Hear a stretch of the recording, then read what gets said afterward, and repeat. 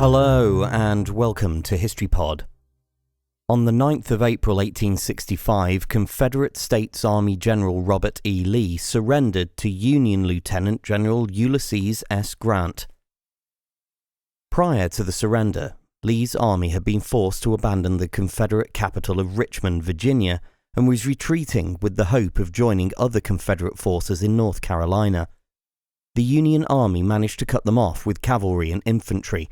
With his army surrounded and his men weak and exhausted, Lee had no option but to surrender.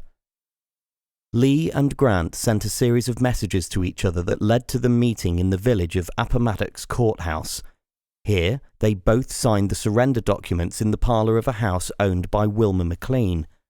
The terms were as generous as Lee could have hoped for, since Grant wanted to avoid any possible excuse for a subsequent uprising. Among the key terms granted to the Confederates were that all officers and men were pardoned and allowed to return home with their private property, including their horses.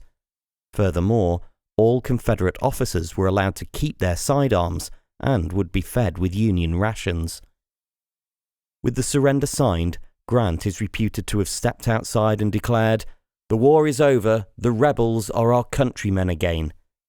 Lee's surrender encouraged other Confederate forces across the South to do the same, and marked the beginning of the end of the American Civil War. By the time the war reached its final conclusion, it had lasted for 4 years.